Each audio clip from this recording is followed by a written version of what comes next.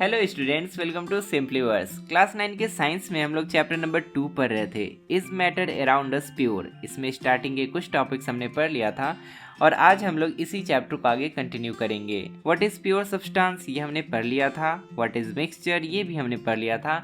और लास्ट में हमने जाना था कि 3 टाइप के मिक्सचर्स होते हैं, जिसमें कि एक था सॉल्यूशन, दूसरा था कोलाइडल सॉल्यूशन और तीसरा था सस्पेंशन। आज हम लोग इन तीनों टाइप के मिक्सचर्स को अच्छे से पढ़ेंगे और इसके प्रॉपर्टीज के बारे में जानेंगे, क्योंकि एग्जाम में इससे डायरेक्ट क्वेश्चन पूछा जाता है। वीडियो के डिस्क्रिप्शन में आपको हर सब्जेक्ट के प्लेलिस्ट का लिंक मिल जाएगा, जिस पर क्लिक करके आप डायरेक्ट किसी भी चैप्टर का वीडियो देख सकते हैं। अगर आपने चैनल को सब्सक्राइब नहीं किया है तो चैनल को सब्सक्राइब कर लीजिएगा, ताकि जितने नए वीडियोज आते हैं उसका नोटिफिकेशन आपको मिलता रहे। तो चलिए चैप्टर को इसी फ्लो चार्ट से कंटिन्यू करते हैं, आपका रिवीजन भी हो जाएगा। मैटर 2 टाइप के होते हैं, प्योर सब्सटेंस और मिक्सचर, जिसको इम्प्योर सब्सटेंस भी कहते हैं। प्योर सब्सटेंस को फर्दर 2 कैटेगरी में डिवाइड किया गया है, एलिमेंट्स और कंपाउंड्स। इनके बारे में हम लोग चैप्टर के लास्ट में पढ़ेंगे। और मिक्सचर्स या इम्प्योर सब्सटेंस, इनको 2 कैटेगरी में फर्दर क्लासीफाई किया गया है, होमोजेनियस मिक्सचर और हेट्रोजेनियस मिक्सचर। होमोजेनियस मिक्सचर का एग्जांपल है सॉल्यूशन, जिसके बारे में अभी हम लोग देखेंगे। और हेट्रोजेनियस मिक्सचर 2 टाइप के होते हैं, एक होता है कोलाइडल सॉल्यूशन और दूसरा होता है सस्पेंशन। तो चलिए आज के सबसे पहले टॉपिक पर आते हैं, व्हाट इज सॉल्यूशन। सॉल्यूशन क्या होता है? सॉल्यूशन का डेफिनेशन कहता है a solution is a homogeneous mixture. Homogeneous mixture क्या होता है, ये हमने पिछले क्लास में अच्छे से डिस्कस किया था। अगर आपको ये नहीं आता है तो आप प्लीज पार्ट 1 को जरूर देख लीजिएगा। सॉल्यूशन एक होमोजेनियस मिक्सचर होता है 2 या 2 से अधिक सब्सटेंसेस का। जब 2 या 2 से अधिक सब्सटेंसेस एक दूसरे में मिलकर एक होमोजेनियस मिक्सचर बनाते हैं तो उस मिक्सचर को सॉल्यूशन कहा जाता है। हमने पिछले क्लास में ऐसे 2 मिक्सचर्स भी बनाए थे। हमने वाटर लिया था और इसमें 2 क्रिस्टल कॉपर सल्फेट का डाला था। एक और जगह हमने वाटर लिया था और इसमें कई सारे क्रिस्टल कॉपर सल्फेट के डाले थे। तो यहाँ पर भी और यहाँ पर भी दोनों जगह हमें सॉल्यूशन ही मिला था। इसको हम लोग सॉल्यूशन इसीलिए बोलेंगे क्योंकि यहाँ पर होमोजेनियस मिक्सचर बन रहा है। ये जो सॉल्यूशन है ना, इसका कंपोजिशन यूनिफॉर्म है। एग्जाम्पल के लिए लेमनेड यानी कि नींबू पानी, ये भी सॉल्यूशन का ही एक एग्जाम्पल है। क्योंकि अगर आप किसी ग्लास में लेमनेड बनाते हैं, उसमें से थोड़ा सा लेमनेड आप निकालते हैं तो उसका टेस्ट और बाकी के लेमनेड का टेस्ट सेम होगा। ऐसा इसीलिए होता है क्योंकि लेमनेड बनाने के लिए आप जो शुगर या सॉल्ट को पानी में मिलाते हैं वो इवनली डिस्ट्रीब्यूट हो जाता है, बराबर मात्रा में पूरे पानी में फैल जाता है और एक यूनिफॉर्म कंपोजिशन बनाता है, जिससे कि हमें एक होमोजेनियस मिक्सचर मिलता है। और हमें पता है कि होमोजेनियस मिक्सचर को ही सॉल्यूशन कहा जाता है। अब देखिए सॉल्यूशन के बारे में हमें लगता है कि सॉल्यूशन बनाने के लिए हमें लिक्विड लेना होगा और उसमें थोड़ा सॉलिड डालना होगा, सॉलिड उसमें यूनिफॉर्म तरीके से घुल गया तो सॉल्यूशन बन जाएगा। लेकिन केवल ऐसा ही नहीं होता है, और भी तरह के सॉल्यूशन होते हैं। अगर आप एक सॉलिड को दूसरे सॉलिड में मिला देते हैं और वो एक होमोजेनियस मिक्सचर बना देता है, तब उसको भी सॉल्यूशन कहेंगे। अगर आप किसी गैस को किसी दूसरे गैस में मिला देते हैं और वो एक होमोजेनियस मिक्सचर बना देता है तो उसको भी आप सॉल्यूशन कहेंगे। आप सोच रहे होंगे सॉलिड को सॉलिड में कैसे मिलाएंगे? मिलाया जा सकता है सॉलिड को सॉलिड में, यहाँ पर उसके बारे में बताया गया, अभी हम लोग पढ़ेंगे। गैस को गैस में कैसे मिलाएंगे? एयर उसका एग्जाम्पल है। एयर में बहुत सारे गैसेस होमोजेनियस तरीके से मिले हुए हैं, इसीलिए एयर को भी सॉल्यूशन कहा जा सकता है। 2 या 2 से अधिक सॉलिड्स के मिलने से जो सॉल्यूशन बनता है उनको एलॉयज कहा जाता है। आपने एलॉयज के बारे में सुना भी होगा। Alloys are the mixture of 2 or more metals or a metal and non-metal and cannot be separated into their components by physical methods। अगर आप किसी एक मेटल को दूसरे मेटल में मिला देते हैं, होमोजेनियस मिक्सचर बन जाता है, तब उसको एलॉय कहेंगे। या अगर आप किसी एक मेटल को दूसरे नॉन मेटल में मिला देते हैं और होमोजेनियस मिक्सचर बन जाता है, तब भी उसको एलॉयज कहेंगे। एलॉयज को मिक्सचर ही माना जाता है, कंपाउंड नहीं माना जाता है, क्योंकि एलॉयज के जो कंस्टिट्यूएंट पार्टिकल्स होते हैं, एलॉयज जिससे जिससे मिलकर बनता है उसके प्रॉपर्टीज को भी दिखाता है, लेकिन कंपाउंड जिससे जिससे मिलकर बनता है ना, उसके प्रॉपर्टी को नहीं दिखाता। एग्जाम्पल के लिए ब्रास, आपने ब्रास का नाम सुना होगा। ब्रास एक एलॉय है जो कि 30% जिंक और 70% कॉपर से मिलकर बना हुआ है। आपको ब्रास में जिंक का भी प्रॉपर्टी दिखेगा और कॉपर का भी प्रॉपर्टी दिखेगा।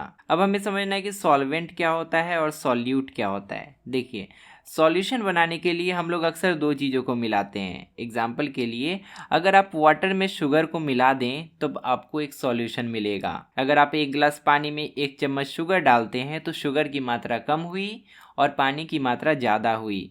इस सॉल्यूशन में जिसकी मात्रा कम है ना, उसको हम लोग सॉल्यूट कहते हैं, मतलब घुलने वाला, और जिसकी मात्रा ज़्यादा है उसको हम लोग सॉल्वेंट कहते हैं, यानी कि घोलने वाला। उसी तरह इस वाले सॉल्यूशन को देखिए, यहाँ पर वाटर में कॉपर सल्फेट का 2 क्रिस्टल मिलाया गया है, तो वाटर को हम लोग सॉल्वेंट कहेंगे, और जो मिलाया गया है इसमें यानी कि कॉपर सल्फेट का क्रिस्टल, उसको सॉल्यूट कहेंगे। अब आपके लिए क्वेश्चन है, जब हम लेमनेड बनाते हैं तो उसमें सॉल्वेंट कौन होता है और सॉल्यूट कौन होता है? अगर आपको इसका आंसर पता है तो कमेंट में लिखकर बताइए।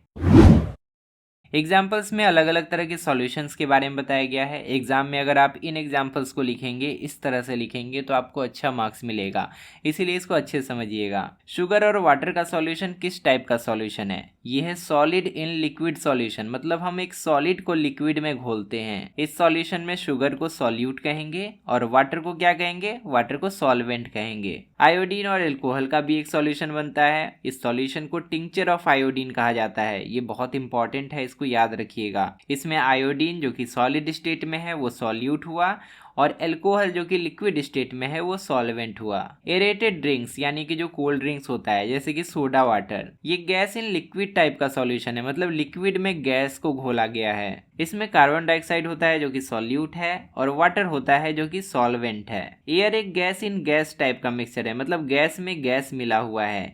एयर कई सारे गैसेस का होमोजीनियस मिक्सचर होता है। ये तो आपको पता ही है कि इसमें 21% ऑक्सीजन होता है, नाइट्रोजन 78% होता है। इसके अलावा और भी बहुत सारे गैसेस होते हैं जो कि छोटे क्वांटिटी में अवेलेबल होते हैं। अच्छा, आप बताइए कि एयर एक मिक्सचर है, इसको हम लोग सॉल्यूशन भी बोल सकते हैं क्योंकि ये एक होमोजीनियस मिक्सचर है। तो इसमें सॉल्यूट कौन हुआ और सॉल्वेंट कौन हुआ? इसका आंसर भी आप कमेंट में लिखकर बताइएगा। अब हमें सॉल्यूशन के प्रॉपर्टीज के बारे में जानना है। देखिए, आपसे एग्जाम में सॉल्यूशन का प्रॉपर्टीज पूछे या कोलॉइड्स का प्रॉपर्टीज पूछे या सस्पेंशन का प्रॉपर्टीज पूछे, आपको वही 3 टेस्ट के बारे में याद करना है जो कि हमने पिछले क्लास में किया था। पहला था फिल्ट्रेशन टेस्ट, जिसमें कि हम लोग हर मिक्सचर को फिल्टर करके देखे थे कि उसके पार्टिकल्स अलग होते हैं कि नहीं। दूसरा था लाइट बीम टेस्ट, जिसमें कि हर मिक्सचर से होकर हम लोग लाइट को पास करवाए थे और देखे थे कि लाइट का पाथ दिखाई देता है कि नहीं। और तीसरे टेस्ट के लिए हम लोग सिर्फ मिक्सचर को कुछ देर के लिए छोड़ दिए थे ताकि हमें पता चल सके कि उसके पार्टिकल्स सेटल होते हैं कि नहीं। इन्हीं तीनों टेस्ट के बेसिस पर हमें पता चला था कि वो मिक्सचर सॉल्यूशन है कि कोलाइड है कि सस्पेंशन है। उस टेस्ट का जो रिजल्ट आया था उसी को आपको बस प्रॉपर्टीज में लिख देना है। 3 पॉइंट आपका ऐसे ही बन जाएगा। सॉल्यूशन का पहला प्रॉपर्टी है कि ये एक होमोजीनियस मिक्सचर होता है क्योंकि इसके पार्टिकल्स समान रूप से एक दूसरे में मिले होते हैं। सॉल्यूशन के पार्टिकल सबसे छोटे होते हैं, कोलॉइडल के पार्टिकल से भी छोटे और सस्पेंशन के पार्टिकल से भी छोटे। इनके पार्टिकल्स का diameter 1 nanometre that is equal to 10⁻⁹ metre इससे भी छोटा होता है। इसीलिए इन पार्टिकल्स को हम लोग अपनी खुली आंखों से नहीं देख सकते हैं। अगर आप पानी में नमक को मिला दीजिए तो आप नमक के पार्टिकल्स को नहीं देख पाएंगे। अब देखिए, तीसरे पॉइंट में लाइट बीम टेस्ट से जो हमें पता चला था वो बात लिखा गया है। इसके पार्टिकल्स बहुत छोटे होते हैं, इसी वजह से इसके पार्टिकल्स लाइट बीम को स्कैटर नहीं करते हैं। इसी वजह से हमें सॉल्यूशन में लाइट का पाथ नहीं दिखाई देता है। सॉल्यूशन के जो पार्टिकल्स होते हैं उनको फिल्ट्रेशन प्रोसेस से अलग नहीं किया जा सकता है क्योंकि उसके पार्टिकल्स बहुत छोटे होते हैं। फिल्टर्ड पेपर को वो क्रॉस कर जाते हैं। साथ ही साथ सॉल्यूशन में कभी भी सॉल्यूट के पार्टिकल सेटल डाउन नहीं होते हैं, इसीलिए सॉल्यूशन को स्टेबल बोला जाता है। अब पानी में नमक को अच्छे से घोल दीजिए, उसके बाद आप वेट करते रह जाएंगे, लेकिन नमक कभी भी नीचे जाकर सेटल नहीं होगा। एक सब टॉपिक यहाँ पर है कॉन्सेंट्रेशन ऑफ सॉल्यूशन। हमें समझना है कि कॉन्सेंट्रेशन का मतलब क्या होता है और सॉल्यूशन के कॉन्सेंट्रेशन से हमें क्या पता चलता है। मान लीजिए आप एक सॉल्यूशन बनाते हैं, आप पानी लिए और उसमें 1 चम्मच चीनी डाले, चीनी उसमें घुल गया, सॉल्यूशन तैयार। अगर आप 4 चम्मच चीनी डाल के घोल देते हैं तब भी तो सॉल्यूशन बनेगा। आप अगर 10 चम्मच चीनी डाल के घोल देते हैं तब भी तो सॉल्यूशन बनेगा। लेकिन इन तीनों तरह के सॉल्यूशन में डिफरेंस क्या है? डिफरेंस हमें साफ साफ दिख रहा है। डिफरेंस है अमाउंट ऑफ सॉल्यूट का। कितना सॉल्यूट हम लोग सॉल्वेंट में मिलाए हैं उसी का अमाउंट में यहाँ पर डिफरेंस है। और कॉन्सेंट्रेशन, एक सॉल्यूशन का कॉन्सेंट्रेशन हमें यही बताता है कि सॉल्यूशन में कितनी मात्रा में सॉल्वेंट घोला गया है। तो कॉन्सेंट्रेशन ऑफ सॉल्यूशन को डिफाइन करने के लिए हम लोग कह सकते हैं concentration of solution refers to the amount of solute dissolved in a solvent. कितनी मात्रा में सॉल्यूट सॉल्वेंट में घुला हुआ है, इसी की मात्रा हमें कॉन्सेंट्रेशन ऑफ सॉल्यूशन से पता चलता है। सॉल्यूशन का कॉन्सेंट्रेशन अक्सर हम लोग परसेंटेज में एक्सप्रेस करते हैं और इसमें भी 3 तरीके से इसको एक्सप्रेस किया जा सकता है। आप mass by mass percentage calculate कर सकते हैं, mass by volume percentage calculate कर सकते हैं, या वॉल्यूम बाय वॉल्यूम परसेंटेज भी कैलकुलेट कर सकते हैं। एक्सप्रेशन तीनों का सेम होगा। ऊपर आपको लिखना है मास ऑफ सॉल्यूट, नीचे लिखना है मास ऑफ सॉल्यूशन। अब देखिए यहाँ पर बच्चे ज़्यादातर गलती करते हैं, यहाँ पर मास ऑफ सॉल्यूशन की जगह पर मास ऑफ सॉल्वेंट कभी कभी लिख देते हैं और कैलकुलेशन कर देते हैं, गलत हो जाता है। अभी हम लोग एक न्यूमेरिकल भी करेंगे जिससे आपका डाउट क्लियर हो जाएगा। मास बाय वॉल्यूम में ऊपर मास लिखेंगे, नीचे volume, mass of solute by volume of solute.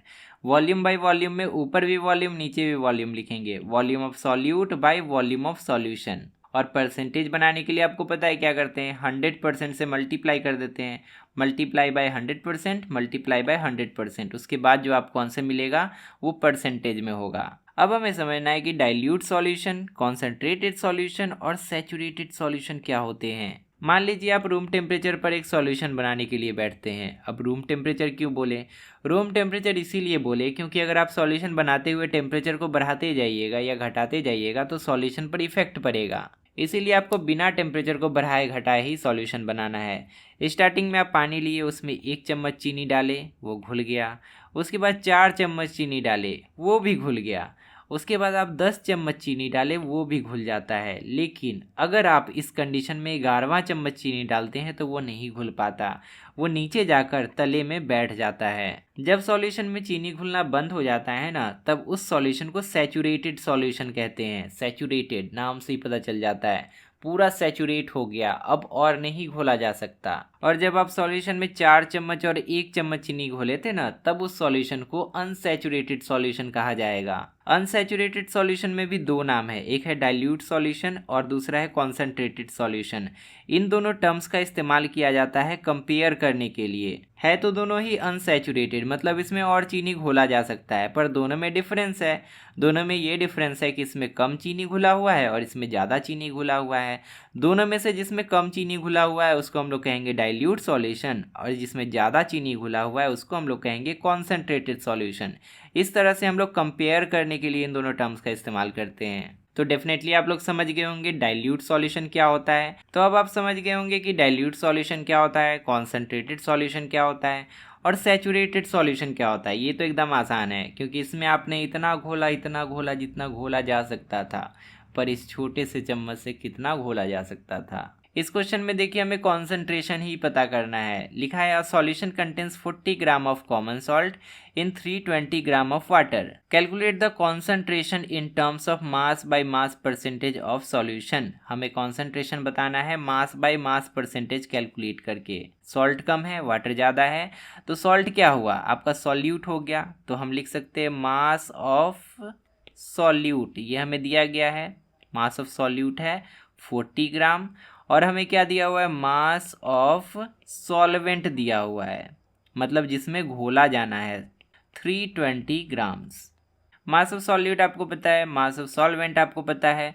जब दोनों को घोल दिया जाएगा तब सॉल्यूशन बनेगा, इसलिए आप मास ऑफ सॉल्यूशन भी निकाल सकते हैं। मास ऑफ सॉल्यूशन क्या हो जाएगा, दोनों का सम 40 ग्राम और 320 ग्राम क्या हो जाएगा, 360 ग्राम हो जाएगा मास ऑफ सॉल्यूशन। अब हमें कॉन्सेंट्रेशन निकालना है। कॉन्सेंट्रेशन का 3 फॉर्मूला अभी हमने देखा था, mass by mass, mass by volume और वॉल्यूम बाय वॉल्यूम। तो यहाँ पर सब तो मास ही दिया गया है, मतलब मास बाय मास वाला फॉर्मूला लगाएंगे। हमें क्या लिखना था, ऊपर हमें लिखना था मास ऑफ सॉल्यूट, राइट, और नीचे हमें क्या लिखना था, मास ऑफ सॉल्यूशन। ठीक है, अगर कोई यहाँ पर मास ऑफ सॉल्वेंट लिख देता, यहाँ पर 320 को पुट कर देता, तब उसका गलत हो जाता। इसको परसेंटेज में कन्वर्ट करने के लिए मल्टीप्लाई करेंगे बाय 100%। मास ऑफ सॉल्यूट है 40 ग्राम बाय मास ऑफ सॉल्यूशन है 360 ग्राम, मल्टीप्लाई करेंगे 100% से, आपको आंसर मिलेगा 11.1%। तो इस तरह से आप कॉन्सेंट्रेशन कैलकुलेट कर सकते हैं। सॉल्यूशन के बारे में कुछ इंपॉर्टेंट टर्म्स है जिसको डिफाइन करने के लिए आपको एग्जाम में बोला जा सकता है। इसको अच्छे से समझ लीजिए और इसको हो सके तो याद कर लीजिएगा। पहला है सॉल्युबिलिटी। सॉल्युबिलिटी क्या होता है, solubility refers to the maximum amount of solute that can dissolve in a solvent at a given temperature resulting a saturated solution। Solubility solute का वो मैक्सिमम अमाउंट है, सॉल्यूट की वो अधिकतम मात्रा है जिसको सॉल्वेंट में घोला जा सकता है एक फिक्स टेम्परेचर पर बिना टेम्परेचर को बढ़ाए, जिससे हमें एक सैचुरेटेड सॉल्यूशन मिलता है। सॉल्यूट की उसी मैक्सिमम मात्रा को हम सॉलिबिलिटी कहते हैं। एग्जाम्पल के लिए अगर आप आधे बीकर पानी में 10 चम्मच चीनी घोल पाते हैं बिना टेम्परेचर को बढ़ाए, तो इस 10 चम्मच चीनी को हम लोग इस सॉल्यूशन का सॉलिबिलिटी कहेंगे। सैचुरेटेड सॉल्यूशन क्या होता है ये तो आप समझ ही गए होंगे। Saturated solution contains the maximum amount of solute that can be dissolved at that temperature. Solute में एक खास टेम्परेचर पर, एक फिक्स टेम्परेचर पर जब अधिकतम मात्रा में सॉल्यूट को मिला दिया जाता है तब उस सॉल्यूशन को हम लोग सैचुरेटेड सॉल्यूशन कहते हैं। अनसैचुरेटेड सॉल्यूशन किसको कहते हैं? जस्ट इसका अपोजिट हो जाएगा। If a solution contains less solute than the maximum possible it is termed as unsaturated. अगर आप किसी सॉल्यूशन में मैक्सिमम पॉसिबल अमाउंट से कम सॉल्यूट मिलाते हैं तब उस सॉल्यूशन को अनसैचुरेटेड कहेंगे। जैसे कि इसमें 10 चम्मच चीनी घुल सकता था, लेकिन अगर आप इसमें 8 ही चम्मच मिला के सॉल्यूशन बनाते हैं तब उसको हम लोग अनसैचुरेटेड कहेंगे।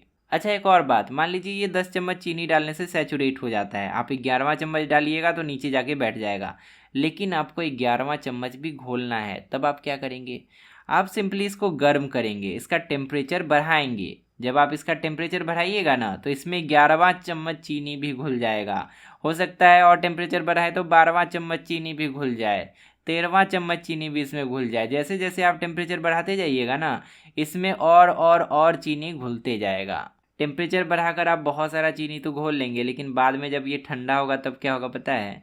जितना एक्स्ट्रा चीनी आप घोले होंगे ना वो सब सॉलिड बनने लगेगा इसमें धीरे धीरे। वही यहाँ लिखा है, cooling a saturated solution slowly can result in the precipitation of excess solute. जो एक्स्ट्रा सॉल्यूट आपने इसमें मिला दिया था टेम्परेचर को बढ़ाकर, जब ये वापस कूल डाउन होगा ना तो वो एक्स्ट्रा सॉल्यूट क्या होगा? सॉलिडिफाई होने लगेगा। ऐसा इसीलिए होता है क्योंकि टेम्परेचर के घटने पर सॉलिबिलिटी घट जाता है। टेम्परेचर बढ़ाइएगा, ज़्यादा से ज़्यादा सॉल्यूट घुलेगा, आराम से घुलेगा, कोई दिक्कत नहीं होगा।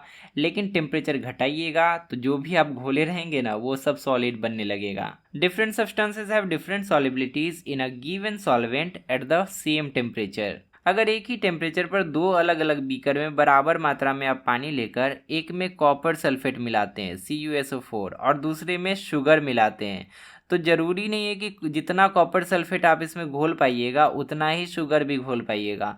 कॉपर सल्फेट की अलग मात्रा होगी जो कि इसको सैचुरेट करेगी और शुगर की अलग मात्रा होगी जो कि इसको सैचुरेट करेगी। आप सोचकर बताइए कि किसका सॉलिबिलिटी ज़्यादा होगा, कौन ज़्यादा मात्रा में हमें घोलना पड़ेगा ताकि हमें एक सैचुरेटेड सॉल्यूशन मिल जाए। आप पहले खुद से आंसर निकालने का कोशिश कीजिएगा। अगर आपको नहीं समझ में आए तो आप गूगल पे सर्च कीजिएगा कि किसका सॉलिबिलिटी ज़्यादा होता है, कॉपर सल्फेट का सॉलिबिलिटी ज़्यादा होता है या शुगर का सॉलिबिलिटी ज़्यादा होता है। जो आंसर मिले आप कमेंट में बताइएगा। अब चलिए हमारे नेक्स्ट टॉपिक पे आते हैं, सस्पेंशन। सॉल्यूशन हमने पढ़ लिया जो कि एक टाइप का मिक्सचर था। अब हमें सस्पेंशन के बारे में पढ़ना है जो कि अनदर टाइप ऑफ मिक्सचर है। अ suspension is a heterogeneous mixture. Suspension किस टाइप का मिक्सचर है? हेट्रोजेनियस मिक्सचर है, मतलब इसका जो कंपोजिशन है वो यूनिफॉर्म नहीं होता है। In which the solute particles do not dissolve but remain suspended throughout the bulk of the medium. ऐसे सॉल्यूशन में पार्टिकल्स डिजॉल्व नहीं होते हैं, वो तैरते रहते हैं और इन पार्टिकल्स को हम लोग नेक्ड आई से देख सकते हैं। एग्जाम्पल के लिए पानी में आप चॉक पाउडर मिला दीजिए, इसको सस्पेंशन कहा जाएगा। चॉक पाउडर की जगह पर आप मिट्टी भी मिला सकते हैं, सैंड भी मिला सकते हैं, आयरन फाइलिंग्स भी मिला सकते हैं, वुड फाइलिंग्स भी मिला सकते हैं। तो ऐसे जो आपको मिक्सचर मिलता है उन्हीं मिक्सचर्स को सस्पेंशन कहा जाता है। प्रॉपर्टीज ऑफ सस्पेंशन वही तरीका है जैसे हम लोग प्रॉपर्टीज ऑफ सॉल्यूशन लिखे उन 3 टेस्ट के बेसिस पे, वैसे प्रॉपर्टीज ऑफ सस्पेंशन को भी आप याद रख सकते हैं। पहले तो आपको लिख देना है कि होमोजीनियस होता है कि हेट्रोजीनियस होता है। तो सस्पेंशन हेट्रोजीनियस होता है, ये तो आप जानते हैं। दूसरा पॉइंट है कि सस्पेंशन के पार्टिकल्स को हम लोग नेकेड आई से देख सकते हैं क्योंकि इसके पार्टिकल्स बहुत बड़े बड़े होते हैं। सस्पेंशन के पार्टिकल्स लाइट बीम को भी स्कैटर करते हैं। जब आप इससे लाइट बीम को फ्लो करवाइएगा तो मिक्सचर के अंदर आपको लाइट बीम का पाथ दिखाई देगा। ऐसा इसीलिए क्योंकि इसके पार्टिकल इतने बड़े होते हैं जो कि लाइट को एब्जॉर्ब कर लेते हैं और ये पार्टिकल्स दिखाई देने लगते हैं, जिससे कि आपको लाइट का पाथ भी दिखाई देने लगता है। सस्पेंशन को अगर आप कुछ देर तक छोड़ दीजिएगा तो इसके पार्टिकल्स सेटल डाउन हो जाएंगे। सॉल्यूशन में ऐसा नहीं होता था, लेकिन इसमें ऐसा होगा। इससे हमें पता चलता है कि सस्पेंशन अनस्टेबल होता है। इनके पार्टिकल्स को आप फिल्ट्रेशन प्रोसेस से सेपरेट कर सकते हैं। आप फिल्टर पेपर में इस मिक्सचर को डालिएगा ना, तो ये जो पार्टिकल्स इसमें मिला हुआ है वो काफी हद तक अलग हो जाएगा। जब सस्पेंशन के पार्टिकल्स सेटल डाउन हो जाते हैं, जब नीचे पार्टिकल्स बैठ जाते हैं, तब सस्पेंशन ब्रेक हो जाता है। उसके बाद अगर आप लाइट को पास करवाइएगा ना, तब उसका स्कैटरिंग नहीं होगा, क्योंकि ऊपर कोई पार्टिकल ही नहीं है। इसका मतलब कि ऊपर कोई उसको एब्जॉर्ब भी नहीं करेगा, और इसी वजह से आपको लाइट का पाथ भी नहीं दिखेगा। देखिए, ये सब जो प्रॉपर्टीज है इंपॉर्टेंट है, अक्सर एग्जाम में पूछा जाता है। अब ऐसा भी नहीं करना है कि इसको रटने लगना है पॉइंट वाइज, आपको चीज़ों को समझना है। एग्जाम में आप अपने वर्ड्स में लिखिए, आपको मार्क्स मिलेगा।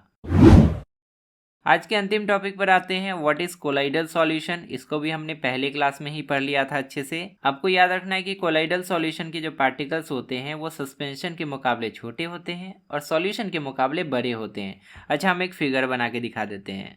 3 फिगर बनाते हैं। ये है आपका सॉल्यूशन का फिगर, ठीक है। ये है आपका सस्पेंशन का फिगर, नहीं बीच में आएगा कोलाइडल, ठीक है। बीच में कोलाइडल का फिगर और लास्ट में सस्पेंशन का फिगर, ठीक है। तो देखिए, सबसे छोटा पार्टिकल होता है सॉल्यूशन का, ठीक है, सबसे छोटा पार्टिकल। उससे बड़ा पार्टिकल होता है कोलाइडल का, ठीक। और सबसे बड़ा पार्टिकल होता है सस्पेंशन का। तो इस तरह से आप इन तीनों चीज़ों को, इन तीनों पॉइंट्स को याद रखिएगा। A colloidal has uniformly spread particles making it seem homogeneous despite being heterogeneous. देखिए, कोलॉइडल के पार्टिकल्स ऐसे होते हैं ना, आपको देखने से लगेगा कि ये होमोजीनियस है, एकदम समान रूप से पूरा चारों तरफ मिला हुआ है, लेकिन ये होमोजीनियस नहीं होता है, ये हेट्रोजीनियस होता है। एग्जाम्पल के लिए मिल्क जो है ना, कोलाइडल सॉल्यूशन का एग्जाम्पल है, क्योंकि अगर आप मिल्क से होकर टॉर्च लाइट को पास करवाइएगा तो मिल्क के अंदर आपको टॉर्च लाइट का पाथ दिखेगा, जिससे कि पता चलता है कि ये कोलाइडल सॉल्यूशन है, क्योंकि ये कोलाइडल सॉल्यूशन का एक इम्पॉर्टेंट प्रॉपर्टी है। अब हमें समझना है कि डिस्पर्स्ड फेज क्या होता है और डिस्पर्सिंग मीडियम क्या होता है। देखिए, सॉल्यूशन कब बनता है, जब हम लोग सॉल्यूट को सॉल्वेंट में घोलते हैं। सॉल्यूट की मात्रा कम होती है और सॉल्वेंट की मात्रा ज़्यादा होती है। उसी तरह कोलॉइड तब बनता है जब डिस्पर्स्ड फेज डिस्पर्सिंग मीडियम के साथ मिलता है। डिस्पर्स्ड फेज वो होता है जिसकी मात्रा कम होती है कोलॉइड में, और डिस्पर्सिंग मीडियम वो होता है जिसकी मात्रा ज़्यादा होती है कोलॉइड में। किसकी मात्रा ज़्यादा होती है, किसकी मात्रा कम होती है, बच्चे इसमें कंफ्यूज कर जाते हैं। तो आपको ऐसे याद रखना है। देखिए, डिस्पर्स्ड में 9 लेटर है, डिस्पर्सिंग में 10 लेटर हैं। तो जिसमें ज़्यादा लेटर है उसकी मात्रा ज़्यादा होती है, जिसमें कम लेटर है उसकी मात्रा कम होती है। याद हो गया। अब चलिए प्रॉपर्टीज ऑफ कोलॉइड के बारे में जानते हैं। 3 पॉइंट तो इसमें आप ऐसे ही लिख देंगे, फिक्स्ड है। फिल्ट्रेशन करने से पार्टिकल्स अलग होते हैं कि नहीं बता देना है। दूसरा, लाइट बीम पास करवाने से लाइट का पाथ दिखाई देता है कि नहीं, ये बता देना है। और तीसरा, जब उसको छोड़ दिया जाता है कुछ समय के लिए तो पार्टिकल्स सेटल डाउन होते हैं कि नहीं, ये भी बता देना है। पहला है, a colloid is heterogeneous mixture. ये दिखता होमोजीनियस है लेकिन है हेट्रोजीनियस, समझे दया। कोलॉइड के पार्टिकल्स का साइज बहुत छोटा होता है, इनको हम लोग अलग अलग नेकेड आई से नहीं देख सकते हैं। मिल्क के पार्टिकल्स को आप देख सकते हैं क्या, नहीं ना। लेकिन ये इतने भी छोटे नहीं होते हैं कि लाइट बीम इनको चकमा दे सके। ये लाइट बीम को एब्जॉर्ब कर लेते हैं और उनको स्कैटर कर देते हैं। इसी वजह से इनसे होकर जब लाइट गुजरती है ना, तो हमें लाइट का पाथ दिखाई देता है। इसके पार्टिकल्स भी सेटल डाउन नहीं होते हैं, इसीलिए इनको भी स्टेबल माना जाता है। कोलॉइडल सॉल्यूशन के पार्टिकल्स को आप फिल्ट्रेशन प्रोसेस से सेपरेट नहीं कर सकते।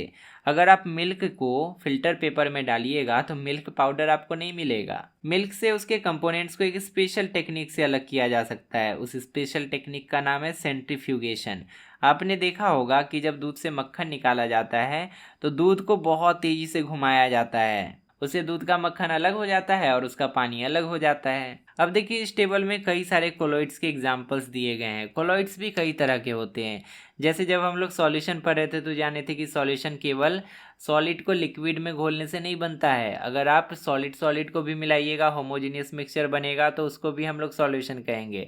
अगर आप गैस को मिलाकर होमोजेनियस मिक्सचर बना देते हैं तो उसको भी सॉल्यूशन कहेंगे। वैसे ही यहाँ पर अलग अलग डिस्पर्स्ड फेज और अलग अलग तरह के डिस्पर्सिंग मीडियम को मिलने के बाद अलग अलग तरह के कोलॉइड्स का फॉर्मेशन होता है। डिस्पर्स्ड मीडियम एक तरह से सॉल्यूट हुआ जिसकी मात्रा कम होती है, और डिस्पर्सिंग मीडियम सॉल्वेंट हुआ जिसकी मात्रा ज़्यादा होती है। जब थोड़ा सा लिक्विड ज़्यादा गैस में मिलकर कोलॉइड बनाता है तो उस कोलॉइड को एरोसॉल कहते हैं, जैसे कि फॉग, क्लाउड, मिस्ट, ये सब एरोसॉल का एग्जाम्पल है। उसी तरह जब थोड़ा सा सॉलिड बहुत सारे गैस में मिल जाता है तब भी उसे एरोसॉल ही कहते हैं। एग्जाम्पल के लिए स्मोक, ऑटोमोबाइल एग्जॉस्ट, इन सभी में छोटे छोटे सॉलिड पार्टिकल्स गैस में मिले होते हैं। जब थोड़ा सा गैस लिक्विड में मिला होता है तब उसे फोम कहते हैं, जैसे कि शेविंग क्रीम। शेविंग क्रीम क्या होता है, उसमें थोड़ा सा गैस लिक्विड में मिला रहता है। इसी तरह यहाँ हर तरह का कॉम्बिनेशन बनाकर कोलॉइड बनाया गया है, उस कोलॉइड का टाइप बताया गया है और उसका बहुत सारा एग्जाम्पल भी दिया गया है। एग्जाम में से क्वेश्चन आता है, आपसे पूछ लिया जाएगा कि मड किस टाइप का कोलॉइड है,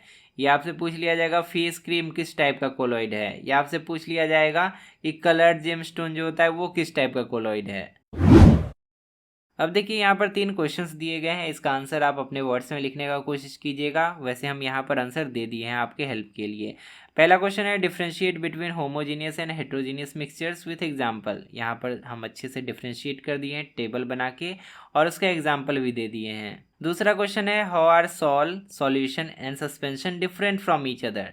देखिए यहाँ पर कोलॉइड को सॉल लिख दिया है, सॉल कोलॉइड का ही एक एग्जाम्पल है। अभी हम लोग यहाँ पर देखे थे जब थोड़ा सा सॉलिड बहुत सारे लिक्विड में मिलता है और कोलॉइडल सॉल्यूशन बनाता है तो उस कोलॉइडल सॉल्यूशन को सॉल कहते हैं। कभी कभी एग्जाम में कोलॉइड ना लिखकर सॉल ही लिख देता है तो आप उससे कंफ्यूज मत कीजिएगा। यहाँ पर हमें वही करना है, कोलॉइड, सॉल्यूशन और सस्पेंशन में डिफरेंस बता देना है। तो वही यहाँ पर लिखे हैं, सॉल या कोलॉइड, सॉल्यूशन और सस्पेंशन तीनों का कंपोजिशन अलग अलग होता है। सॉल्यूशन एक होमोजीनियस मिक्सचर होता है जबकि कोलॉइड या सॉल और सस्पेंशन एक हेट्रोजीनियस मिक्सचर होता है। सॉल्यूशन और सॉल स्टेबल होते हैं, यानी कि सॉल्यूशन और कोलॉइड स्टेबल होते हैं और सस्पेंशन अनस्टेबल होता है, मतलब इसका पार्टिकल जो होता है ना कुछ समय के बाद नीचे बैठ जाता है। तीसरा क्वेश्चन है to make a saturated solution 36 gram of sodium chloride is dissolved in 100 gram of water.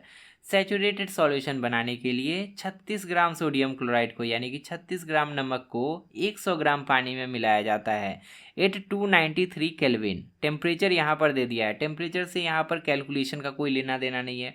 Temperature बस इसीलिए दिया है ताकि आपको पता चल सके कि टेम्परेचर बढ़ या घट नहीं रहा है। Find its concentration at this temperature. अभी हम लोग कॉन्सेंट्रेशन निकालने वाला एक क्वेश्चन किए थे, एग्जाम्पल किए थे, इसका कॉन्सेंट्रेशन आप खुद से निकालिए। आपको क्या करना होगा, सॉल्यूट का मास आपको लिखना होगा डिवाइडेड बाय सॉल्यूशन का मास लिखना होगा। सॉल्यूट का मास यहाँ पर 36 ग्राम है, सॉल्यूशन का मास आप कैलकुलेट कीजिए कैसे होगा, डिवाइड कीजिएगा उससे 36 डिवाइडेड बाय सॉल्यूशन का मास SOLUTION सॉल्यूशन का मास इंटू 100% आप कर दीजिएगा, आपका आंसर आपके सामने होगा।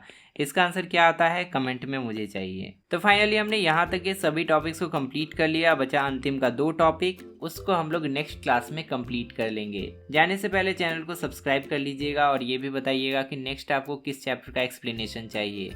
लेफ्ट साइड में क्लिक करके आप साइंस का प्लेलिस्ट ओपन कर सकते हैं जहाँ पर आपको एक लाइन से हर चैप्टर का वीडियो मिल जाएगा और राइट साइड में क्लिक करके आप नेक्स्ट वीडियो देख सकते हैं। फिलहाल इस वीडियो में इतना ही, मिलते हैं अगली क्लास में बहुत सारे नए टॉपिक्स के साथ। तब तक के लिए अपना ध्यान रखिए और अच्छे से पढ़ाई करते रहिए।